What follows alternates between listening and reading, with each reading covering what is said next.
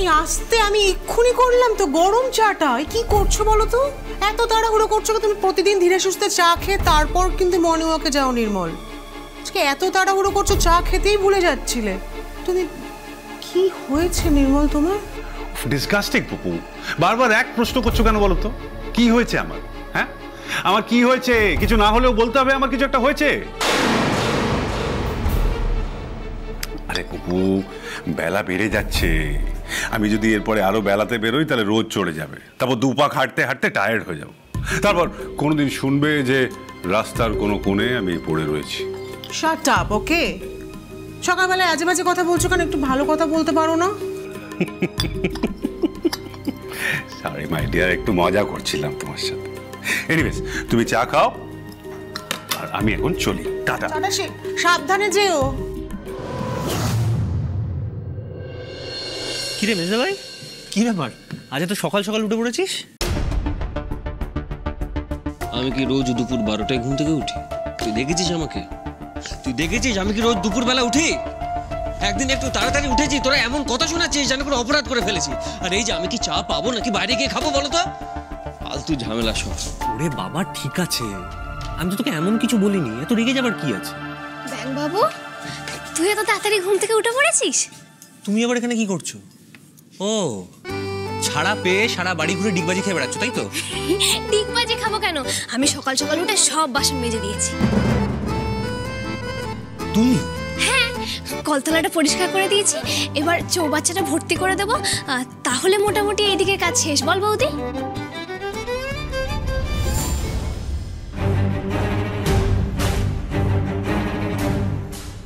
তারপর কি কাজ করব? ঘরগুলো ঝাড়পোছ করে দেবো। মানেটা কি?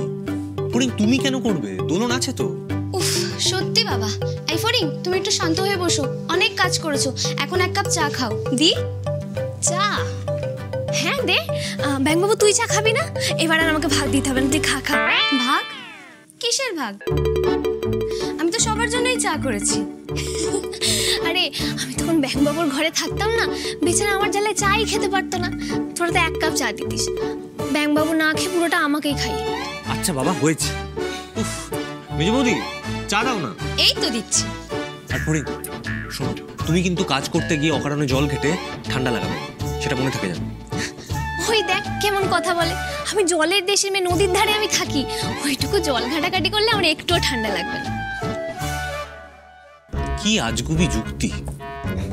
এমএস বাবু, তোর মাথা ব্যথা করছে না? বলছি ঠান্ডা তেল নিয়ে ঘাড় মাথায় একটু দলাই মলাই করলে না, দেখবি মাথা ব্যথা একদম ফুরুত। এই বৌদি, তুই একটু মেজদা বাবুকে করে দে না। কে তুমি? কে তুমি? কে? হ্যাঁ, গায়ে মানে না আপনি মোরল যেচে জ্ঞান দিচ্ছ, তুমি আমাকে জ্ঞান দেবে? এও আমাকে জ্ঞান দেবে? ফড়িং ফড়িং ছেড়ে দাও, তোমাকে আর উপদেশ দিতে হবে না। ওর মাথা ব্যথা করছে তো, ও ওষুধ খেলে ঠিক হয়ে যাবে।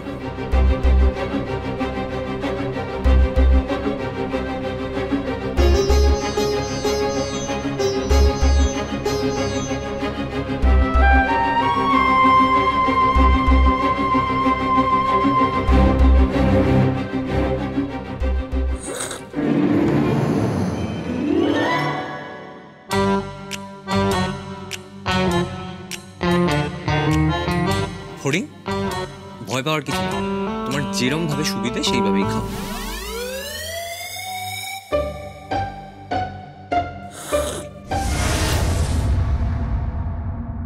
স্বরূপ চ্যাটার্জি বাড়িতে আছেন?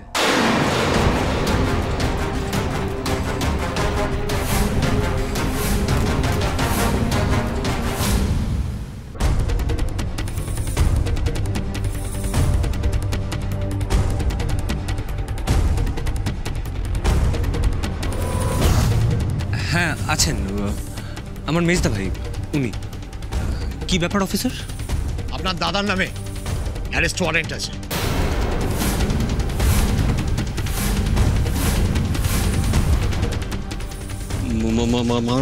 মানে কিসের জন্য?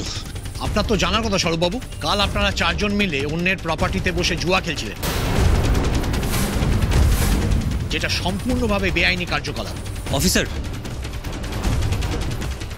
আমার মনে হয় আপনার কোথাও একটা ভুল হচ্ছে। হচ্ছে না, একদমই ভুল হচ্ছে না।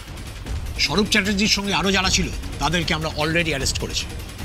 আর স্বরূপ চ্যাটার্জির দোকানের মালিক আমাদের কাছে নিজে এসে নালিশ করে গেছে।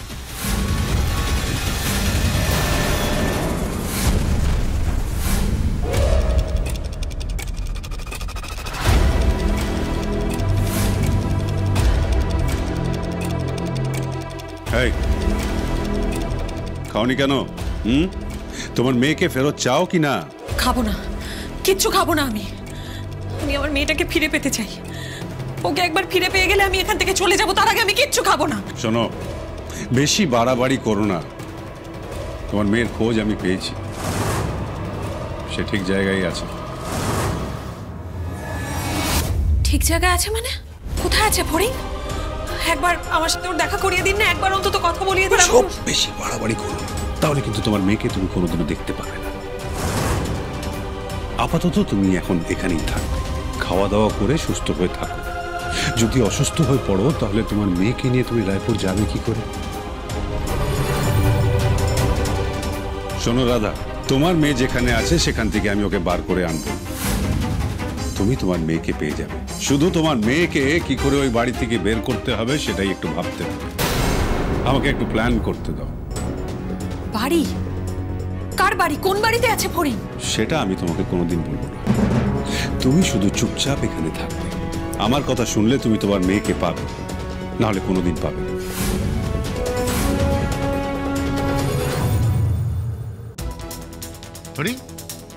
কি ব্যাপার? সকালবেলা বাড়িতে পুলিশ? কি হয়েছে অফিসার? আমাকে বলুন।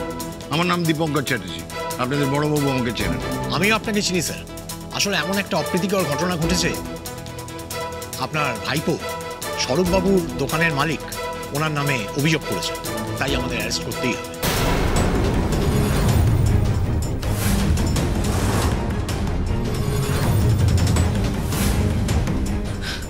দাদা, দাদা কি হয়েছে? হ্যাঁ, কি হয়েছে বাবু? দাঁড়াও দাঁড়াও, একটু শান্ত হও তো। আমিও তো জানবার চেষ্টা করছি কি হয়েছে। দাদা জানুন তাড়াতাড়ি, আমার কিরকম শরীর অস্থির করছে, বুকটা ধড়ফড় করছে। দাদা এত কথা কেন বলছো? আমাকে কথা বলতে দাও না, বলুন। কি হয়েছে দাদা? সকাল সকাল বাড়িতে পুলিশ কেন? কি হয়েছে? মেয়েটা কিছু করেছে তো? আমি জানতাম। কি করেছো? এই লুকোচ্ছো কেন? সামনে এসো, সামনে এসো। এ আবার আর এক গোলযোগ শুরু করে দিল। আরে বাবা, আমাকে তো কথা বলতে দিচ্ছেই না। আসল কথাটা জানতে চেষ্টা করছি আমি। আমি কি বললাম দাদা? এই তোমাকে কি বলেছি আমি? কি বললাম? সামনে এসো, সামনে এসো। মা, তুমি সম্পূর্ণ ভুল প্রসঙ্গে চলে যাচ্ছ। ফড়িং কিছু করেনি। এটা আমাদের বাড়ির সমস্যা, আর সমস্যাটা মির্জা ভাইকে নিয়ে। হ্যাঁ? আর তোমরা এলেই বা কেন? আমরা তো আছি, আমরা সবাই দেখে নিচ্ছি। তোমরা যাও, ঘরে যাও। না বাবু, আমি আমার ছেলেকে ছেড়ে কোথাও যাব না, কোথাও না বাবু, কোথাও না। ঠিক আছে, ঠিক আছে, তুমি থামো। আমি কথা বলছি, তুমি থামো। নমস্কার অফিসার, আমি ওই জননেতা কিঙ্কর চ্যাটার্জি। আমার ছেলে কি করেছে একটু বলবেন? আরে বাবা, ঠিক আছে ঠিক আছে, তুমি জননেতা সেটা সবাই জানে। নিজের ছেলের জন্য পুলিশের সামনে সেটা জাহির করতে হবে না বড় করে। আমি সবাইকে বলছি আমি কি করেছি। কালকে ওষুধের দোকান বন্ধের পর আমি আমার বন্ধুদের সঙ্গে ওখানে তাস খেলেছি, আমি জুয়া খেলেছি।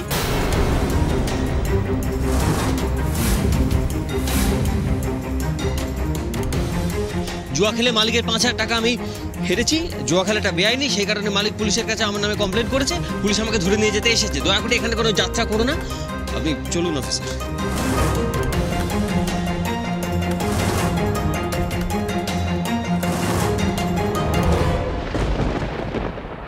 তুমি চিন্তা করো না, মির্জা ফিরে আসবে। আমাদের উপর ভরসা করো তো। তাছাড়া আর কার উপর ভরসা করবো ভাই? দেখো ফড়িং, নির্মল মামাকে বলে আমি কম্পিটিশনে তোমার নাম তো দিয়ে দেব, কিন্তু এই কম্পিটিশনে যাদের সাথে তুমি লড়াই করবে তারা কত বছর ধরে জিমন্যাস্টিক্স করছে বলো তো?